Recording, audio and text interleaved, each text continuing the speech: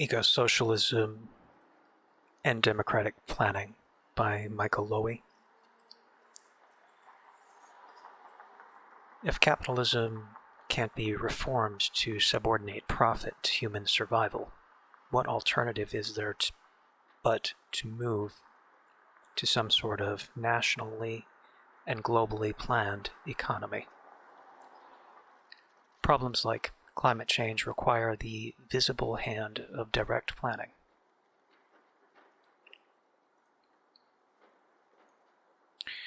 Our capitalist corporate leaders can't help themselves, have no choice but to systematically make wrong, irrational, and ultimately, given the technology they command, globally suicidal decisions about the economy and the environment. So then, what other choice do we have than to consider a true eco-socialist alternative? Richard Smith.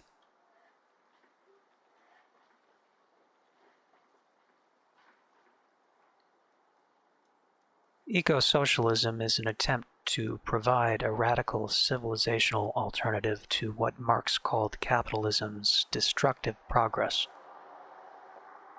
It advances an economic policy founded on the non-monetary and extra-economic criteria of social needs and ecological equilibrium. Grounded on the basic arguments of the ecological movement and of the Marxist critique of political economy, this dialectical synthesis, attempted by a broad spectrum of authors from Andre Gors in his early writings to Elmar Alvetier, James O'Connor, Joel Covell, and John Bellamy Foster, is at the same time a critique of market ecology, which does not challenge the capitalist system, and of productivist socialism, which ignores the issue of natural limits. According to O'Connor, the aim of ecological socialism is a new society based on ecological rationality, democratic control, social equality, and the predominance of use value over exchange value. I would add that these aims require a collective ownership of the means of production, collective here meaning public, cooperative, or communitarian property, democratic planning, which makes it possible for society to define the goals of investment and production, and C, a new technological structure of the productive forces. In other words, a revolutionary social and economic transformation. For eco-socialists, the problem with the main currents of political ecology, represented by most green parties, is that they do not seem to take into account the intrinsic contradiction between the capitalist dynamics of unlimited expansion of capital and accumulation of profits and the preservation of the environment. This leads to a critique of productivism, which is often relevant but does not lead beyond an ecologically reformed market economy. The result has been that many green parties have become the ecological alibi of center-left social liberal governments.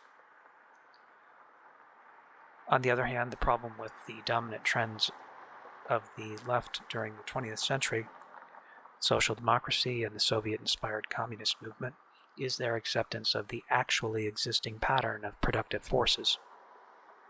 While the former limited themselves to a reformed, at best Keynesian version of the capitalist system, the latter developed an authoritarian collectivist or state capitalist form of productivism. In both cases, environmental issues remained out of sight or were at least marginalized.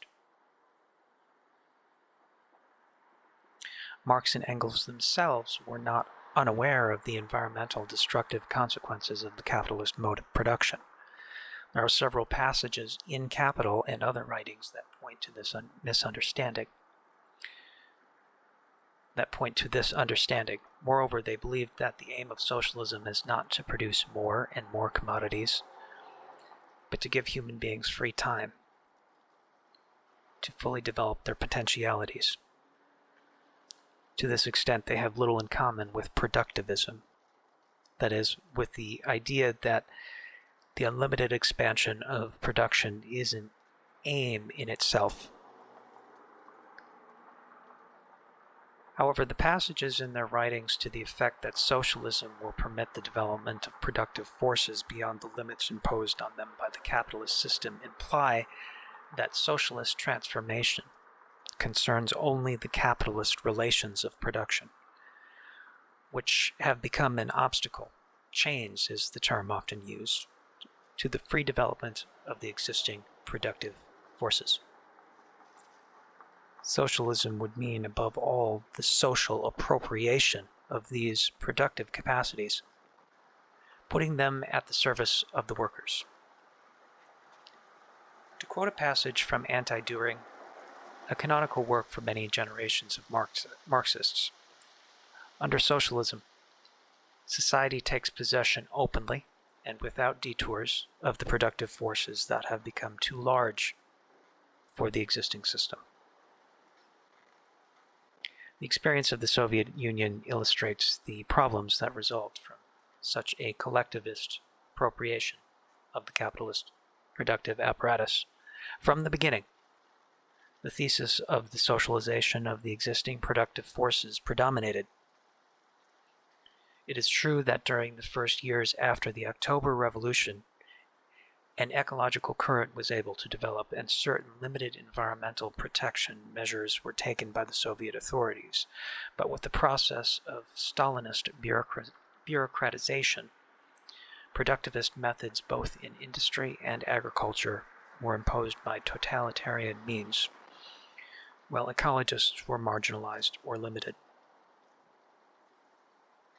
The catastrophe of Chernobyl was the ultimate example of the disastrous consequences of this imitation of Western productive technologies. A change in the forms of property, which is not followed by democratic management, and a reorganization of the productive system can only lead to a dead end. A critique of the productivist ideology of progress and of the idea of a socialist exploitation of nature appeared already in the writings of some dissident Marxists of the 1930s, such as Walter Benjamin. But it is mainly during the last few decades that eco-socialism has developed as a challenge to the thesis of the neutrality of productive forces, which had continued to predominate in the main tendencies of the left during the 20th century. Eco-socialists should take their inspiration from Marx's remarks on the Paris Commune.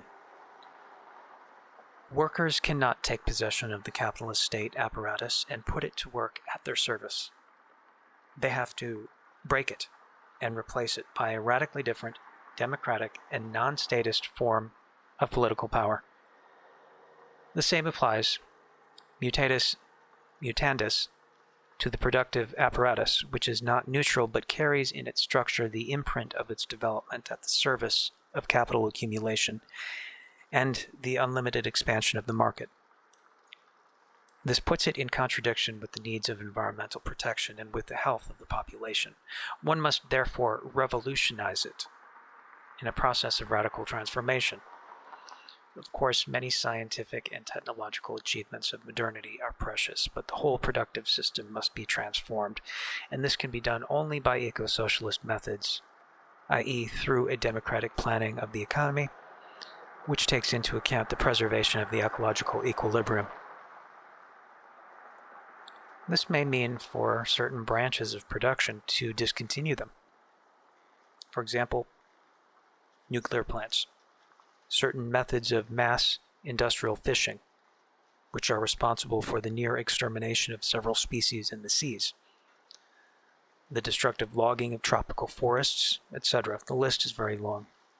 It first of all requires, however, a revolution in the energy system, with the replacement of the present sources, essentially fossil, that are responsible for the pollution and poisoning of the environment by renewable sources of energy, water, wind, sun.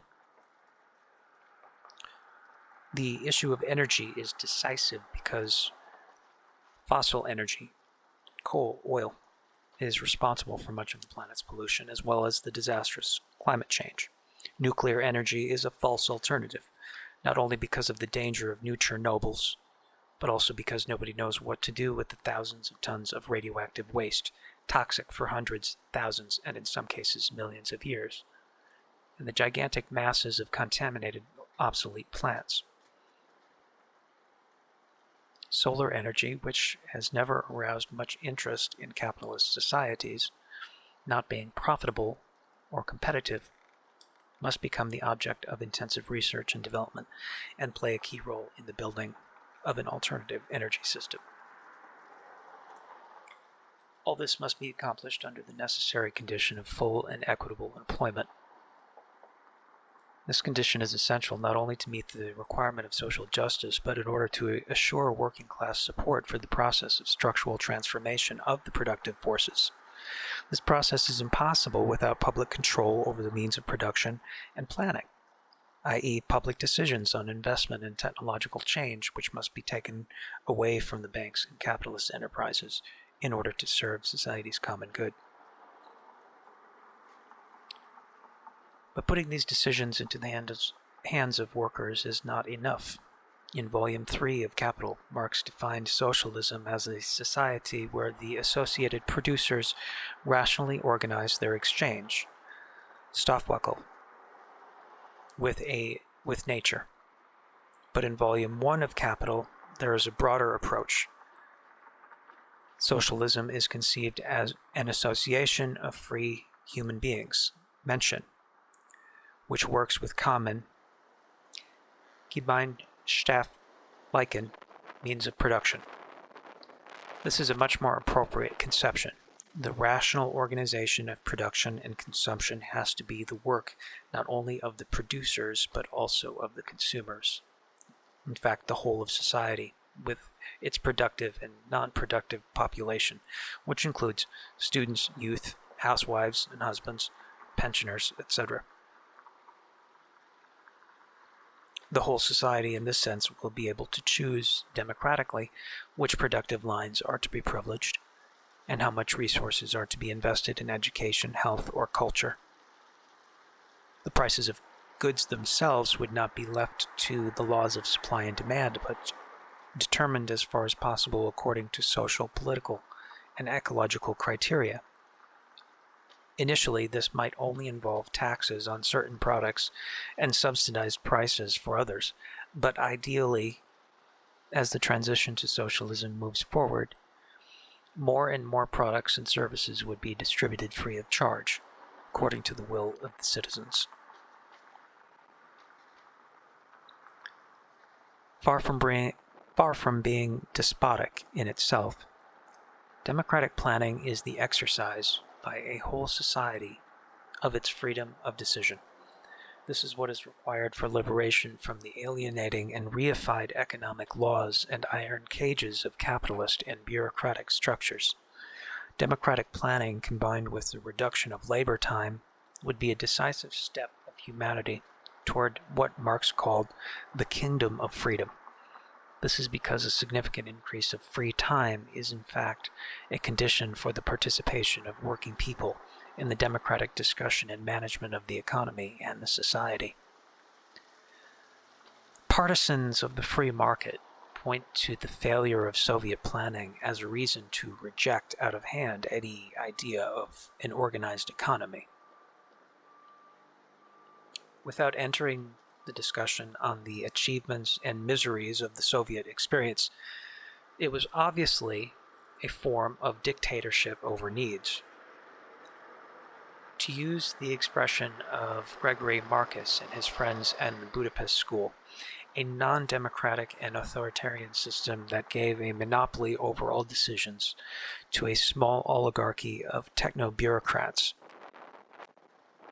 It was not planning itself which led to dictatorship, but the growing limitations to democracy in the Soviet state, and after Lenin's death, the establishment of a totalitarian bureaucratic power, which led to an increasingly undemocratic and authoritarian system of planning.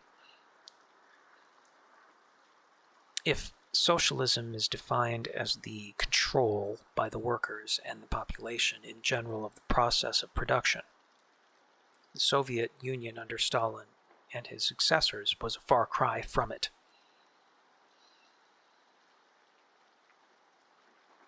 The failure of the USSR illustrates the limits and contradictions of bureaucratic planning, which is inevitably inefficient and arbitrary. It cannot be used as an argument against democratic planning. The socialist conception of planning is nothing other than the radical democratization of economy. If political decisions are not to be left for a small elite of rulers, why should not the same principle apply to economic ones? The issue of the specific balance to be struck between planning and market mechanisms is admittedly a difficult one. During the first stages of a new society, markets will certainly retain an important place. But as the transition to socialism advances, planning will become more and more predominant, as against the laws of exchange value. Engels insisted that a socialist society, quote, will have to establish a plan of production taking into account the means of production, especially including the labor force. It will be, in the last instance, the useful effects of various use objects compared between themselves and in relation to the quantity of labor necessary for their production that will determine the plan. End quote. In capitalism, use value is only a means, often a trick, at the service of exchange value and profit, which explains, by the way, why so many products in the present-day society are substantially useless. In a planned socialist economy, the use value is the only criterion for the production of goods and services, with far-reaching economic, social, and ecological consequences. As Joel Kovel has observed, quote, the enhancement of use values and corresponding restructuring of needs becomes now the social regulator of technology rather than, as under capital, the conversion of time into surplus value and money. In the type of democratic planning envisaged here, the plan concerns the main economic options, not the administration of local restaurants, groceries and bakeries, small shops, and artisan enterprises or services. It's important to emphasize as well that planning is not in contradiction with workers' self-management of their productive units. While the decision made through the planning system to transform, say, an auto plant into one producing buses and trams would be taken by society as a whole, the internal organization and functioning of the plant should be democratically managed by its own workers.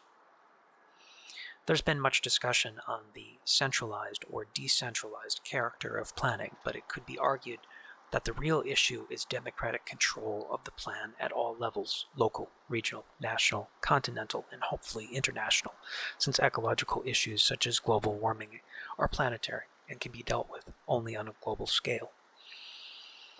One could call this proposition global democratic planning. Even at this level, it would be quite the opposite of what is usually described as central planning, since the economic and social decisions are not taken by any center but democratically decided by the populations concerned. Of course, there will inevitably be tensions and contradictions between self-managed establishments or local democratic administrations and broader social groups. Mechanisms of negotiation can help to solve many such conflicts, but ultimately, the broadest groups of those concerned, if they are the majority, have the right to impose their views. To give an example, a self-administered factory decides to evacuate its toxic waste in a river. The population of a whole region is in danger of being polluted, It can, therefore, after a democratic debate, decide that production in this unit must be discontinued until a satisfactory solution is found for the control of its waste. Hopefully, in an eco-socialist society, the factory workers themselves will have enough ecological consciousness to avoid taking decisions which are dangerous to the environment and to the health of the local population. But instituting means of ensuring that the broadest social interests have the decisive say, as the above example suggests, does not mean that issues concerning internal management are not to be vested at the level of the factory or school or neighborhood or hospital or town. Socialist planning must be grounded on a democratic and pluralist debate at all the levels where decisions are to be taken.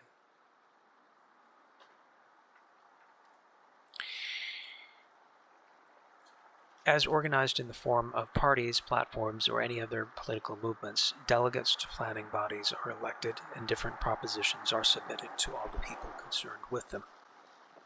That is, representative democracy must be completed and corrected by direct democracy, where people directly choose at the local, national, and later global level between major options.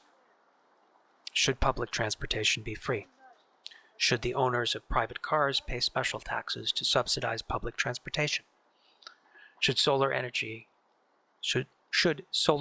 be subsidized in order to compete with fossil energy?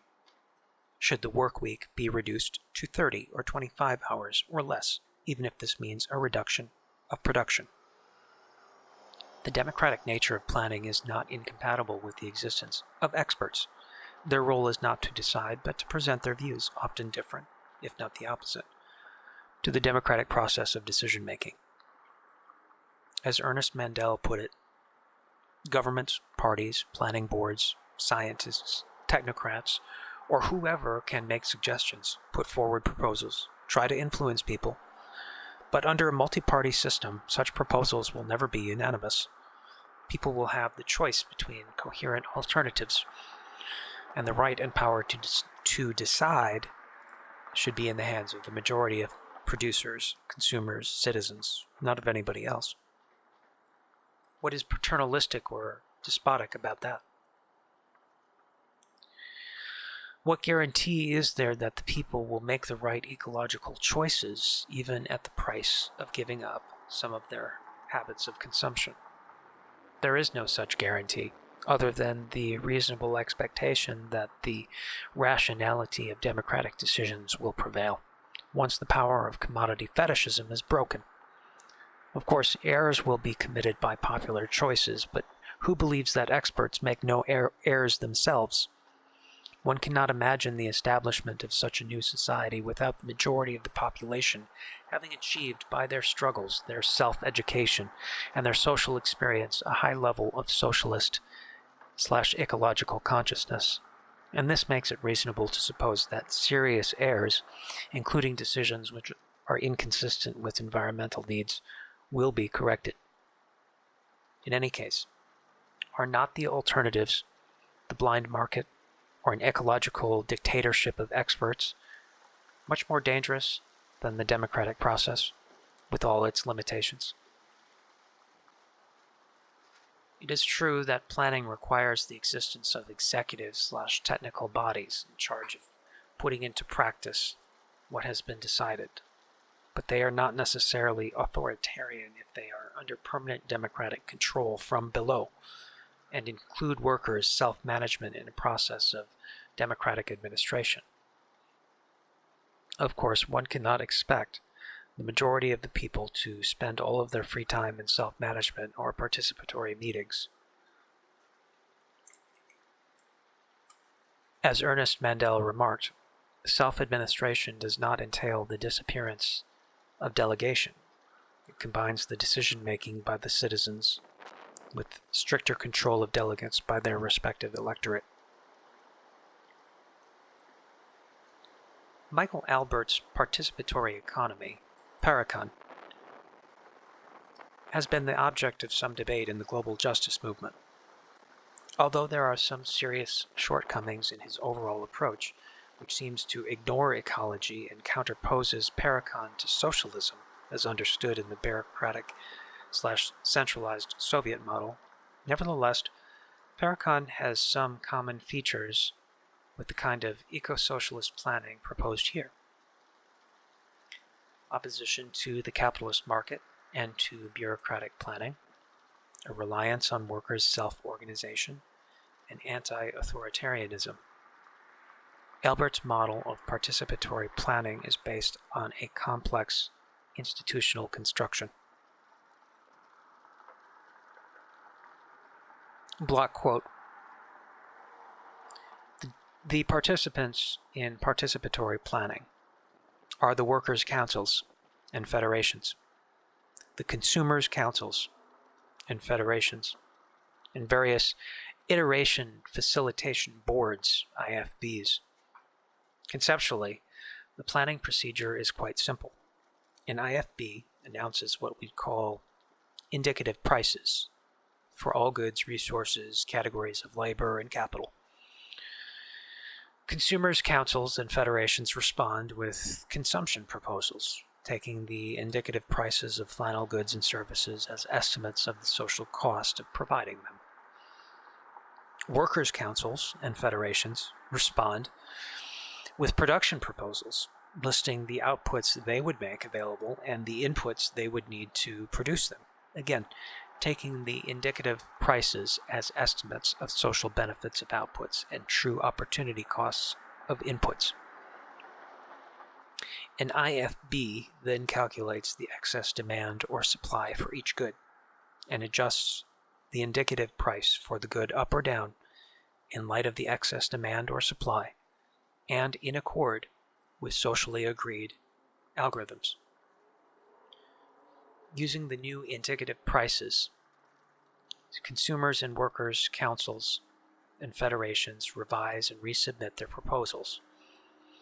In place of rule over workers by capitalists or by coordinators, Paracon is an economy in which workers and consumers together cooperatively determine their economic options and benefit from them in ways fostering equity, solidarity, diversity, and self-management.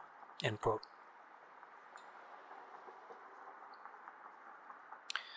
The main problem with this conception, which by the way is not quite simple but extremely elaborate and sometimes quite obscure, is that it seems to reduce planning to a sort of negotiation between producers and consumers on the issue of prices, inputs, and outputs, supply and demand. For instance, the branch workers' council of the automobile industry would meet with the Council of Consumers to discuss prices and to adapt supply to demand. What this leaves out is precisely what constitutes the main issue in eco-socialist planning: a reorganization of the transport system, radically reducing the place of the private car. Since eco-socialism requires entire sectors of industry to disappear, nuclear plants, for instance, and massive investment in small or almost non-existent sectors such as solar energy, how can this be dealt with by cooperative negotiations between the existing units of production and consumer councils on inputs and indicative prices? Albert's model mirrors the existing technological and productive structure and is too economistic to take into account global, socio-political, and socio-ecological interests of the population. The interests of individuals as citizens and human beings, which cannot be reduced to their economic interests as producers and consumers. He leaves out not only the state as an institution, a respectable option, but also politics as the confrontation of different economic, social, political, ecological, cultural, and civilizational options, locally, nationally, and globally. This is very important because the passage from capitalist destructive progress to socialism is a historical process, a permanent revolutionary transformation of society. culture, and mentalities, and politics in the sense just defined cannot but be central to this process. It is important to emphasize that such a process cannot begin without a revolutionary transformation of social and political structures, and that the active support by the vast majority of the population of an eco-socialist program. The development of socialist consciousness and ecological awareness is a process where the decisive factor is people's own collective experience of struggle, moving from local and partial confrontations to the radical change of society. This transition would lead not only to a new mode of production and an egalitarian and democratic society, but also to an alternative mode of life.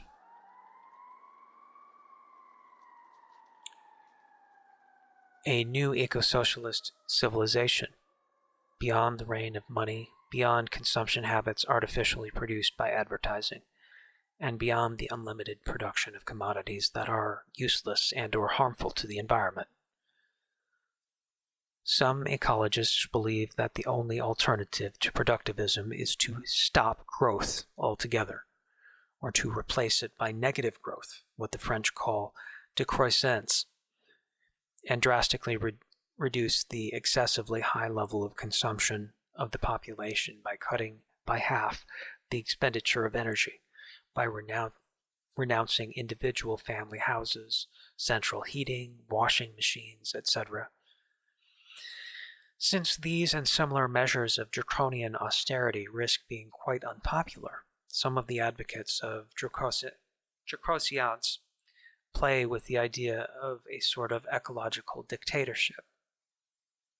Against such pessimistic views, socialist optimists believe that technological progress and the use of renewable sources of energy will permit an unlimited growth and abundance so that each can receive according to his needs. It seems to me that both these schools share a purely quantitative conception of growth, positive or negative, and of the development of productive forces. There is a third position, however, which seems to be more appropriate: a qualitative transformation of development. This means putting an end to the monstrous waste of resources by capitalism based on the production in a large scale of useless and/or harmful products. The armaments industry is a good example.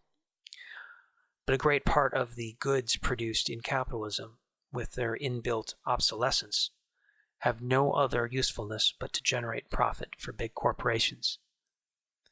The issue is not excessive consumption in the abstract, but the prevalent type of consumption, based as it is on conspicuous appropriation, massive waste, mercantile alienation, obsessive accumulation of goods, and the compulsive acquisition of pseudo-novelties imposed by fashion. A new society would orient production towards the satisfaction of authentic needs, beginning with those which could be described as biblical: water, food, clothing, housing, but including also the basic services: health, education, transport, culture.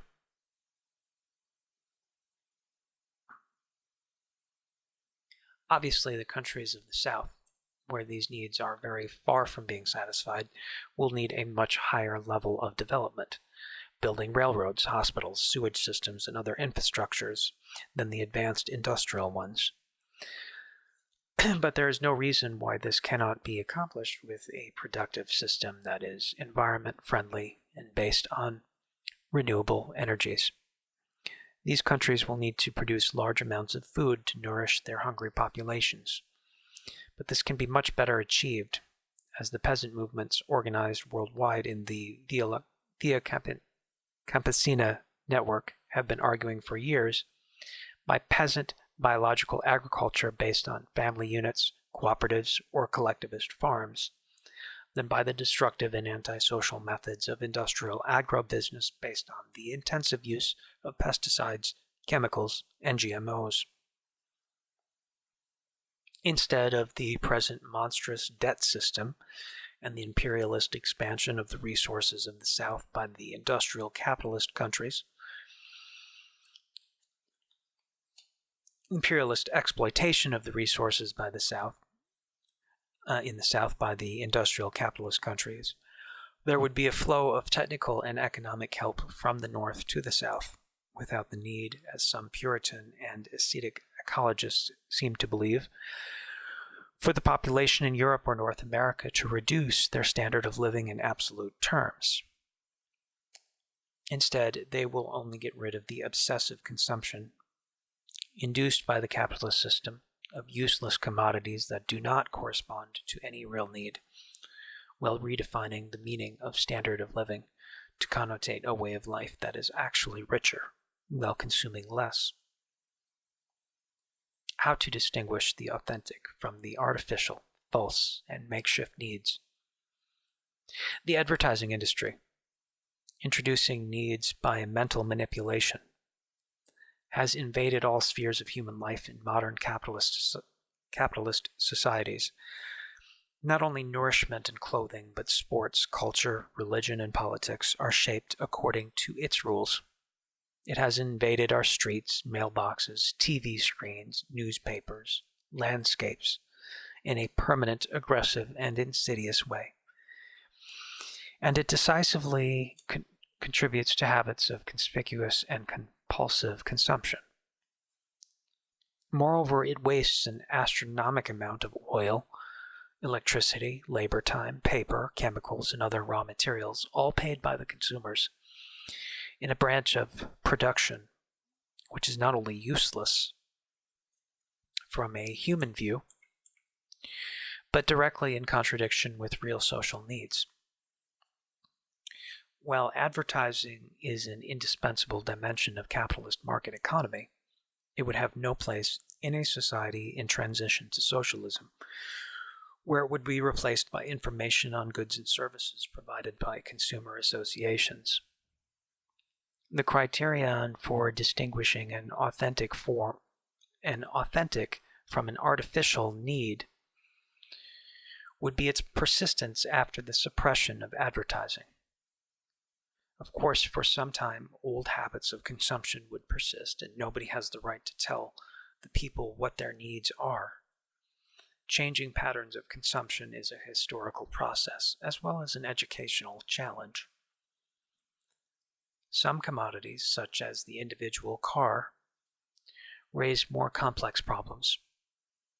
Private cars are a public nuisance, killing and maiming hundreds of thousands of people each year on a world scale, polluting the air in large cities with dire consequences for the health of children and older people, and significantly contributing to climate change. However, they correspond to real needs under present-day conditions of capitalism. Local experiments in some European towns with ecologically minded administrations show that it is possible and approved by the majority of the population to progressively limit the role of the individual automobile in favor of buses and trains. In a process of transition to eco-socialism, where public transportation, above or underground, would be vastly extended and free of charge, and where pedestrians and cyclists will have protected lanes, the private car will play a much smaller role than in bourgeois society, where it has become a fetish promoted by insistent and aggressive advertisement, a prestige symbol, an identity sign.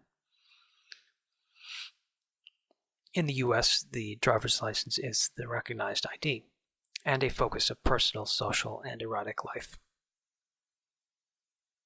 It will be much easier in the transition to a new society to drastically reduce the transportation of goods by trucks, responsible for terrible accidents and high levels of pollution, replacing it by rail transport, or what the French call ferroutage, trucks transported in trains from one town to the other. Only the absurd logic of capitalist competitivity explains the dangerous growth of the truck system. Yes, the pessimists will answer, but individuals are motivated by infinite aspirations and desires that have to be controlled and checked, contained, and if necessary, repressed, and this may call for some limitations on democracy. But eco-socialism is based on a reasonable expectation, which was already held by Marx, the predominance in a society without classes and liberated of capitalist alienation, of being over having, i.e., of free time for the personal accomplishment by cultural, supportive, playful, scientific, erotic, artistic, and political activities, rather than the desire for an infinite possession of products. Compulsive acquisitiveness is induced by the commodity fetishism inherent in the capitalist system, by the dominant ideology, and by advertising. Nothing proves that it is part of an eternal human nature. As Ernest Mandel emphasized, quote, the continual accumulation of more and more goods with declining marginal utility is by no means a universal and even predominant feature of human behavior. The development of talents and inclinations for their own sake, the protection of health and life, care for children, the development of rich social relations, all these become major motivations once basic material needs have been satisfied. As we have insisted, this does not mean that conflicts will not arise, particularly during the transition process between the requirements of environmental protection and social needs, between ecological imperatives and the necessity of developing basic infrastructures, particularly in poor countries, between popular consumer habits and the scarcity of resources. A classless society is not a society without contradictions and conflicts. These are inevitable. It will be the task of democratic planning, in an eco-socialist perspective, liberated from the imperatives of capital and profit-making, to solve them.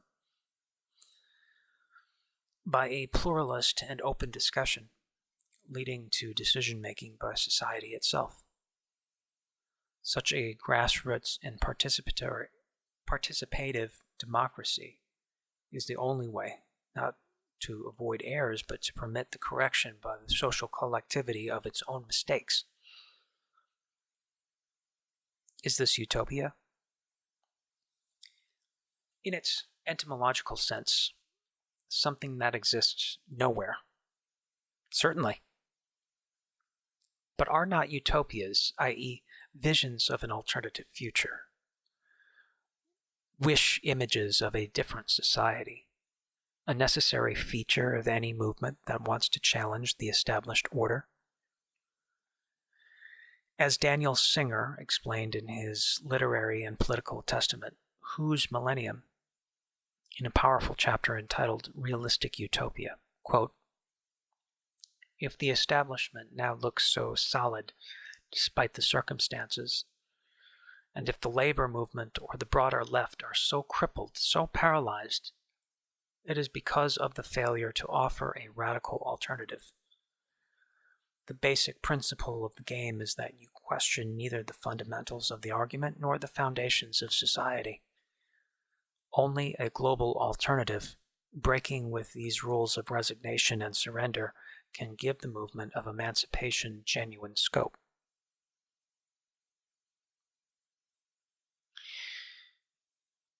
The socialist and ecological utopia is only an objective possibility, not the inevitable result of contradictions of capitalism or of the, quote, iron laws of history. One cannot predict the future except in conditional terms.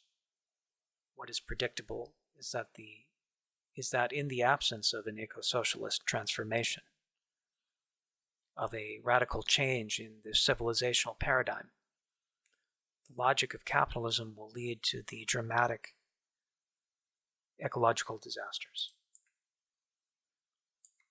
threatening the health and the lives of millions of human beings, and perhaps even the survival of our species. To dream and to struggle for a green socialism, or as some say, a solar communism, does not mean that one does not fight for concrete and urgent reforms. Without any illusions about a clean capitalism, one must try to win time and to impose on the powers that be some elementary changes. The banning of HCFCs that are destroying the ozone layer, a general moratorium on genetically modified organisms, a drastic reduction in the emission of greenhouse gases, strict regulation of the fishing industry as well as of the use of pesticides and chemicals in the agro-industrial production, the taxation of polluting cars, much greater development of public transport, the progressive replacement of trucks by trains. These and similar issues are at the heart of the agenda of the global justice movement and the world social forums. This is an important new political development which has permeated since Seattle in 1999, has permitted the convergence of social and environmental movements in a common struggle against the system. These urgent eco-social demands can lead to a process of radicalization if such demands are not adapted so as to fit in with the requirements of competitiveness. According to the logic of what Marxists call a transitional program, each small victory, each partial advance, leads immediately to a higher demand, to a more radical aim. Such struggles around concrete issues are important, not only because partial victories are welcome in themselves, but also because they contribute to raise ecological and socialist consciousness, and because they promote activity and self-organization from below. Both would be necessary and indeed decisive preconditions for a radical, i.e., revolutionary transformation of the world. Local experiments such as car-free areas in several European towns or organic agricultural cooperatives launched by the Brazilian peasant movement, MST, or the participative budget in Porto Alegre, and for a few years in the Brazilian state of Rio Grande do Sul, under PT Governor Olívio Dutra, are limited but interesting examples of social/ecological change. By permitting local assemblies to decide the priorities of the budget, Porto Alegre was, until the left lost the 2002 municipal election, perhaps the most attractive example of planning from below, in spite of its limitations. It must be admitted, however, that even if there have also been a few progressive measures taken by some national governments, on the whole, the experience of left-center or left/green coalitions in Europe or Latin America has been rather disappointing, remaining firmly inside the limits of a social, liberal policy of adaptation to capitalist globalization. There will be no radical transformation unless the forces committed to a radical socialist and ecological program become hegemonic in the Gramscian sense of the word. In one sense, time is on our side as we work for change because the global situation of the environment is becoming worse and worse, and the threats are becoming closer and closer. But on the other hand, time is running out because in some years, no one can say how much, the damage may be irreversible. There is no reason for optimism. The entrenched ruling elites of the system are incredibly powerful, and the forces of radical opposition are still small. But they are the only hope that capitalism's destructive progress will be halted. Walter Benjamin defined revolutions as being not the locomotives of history, but humanity reaching for the train's emergency brakes before it falls into the abyss.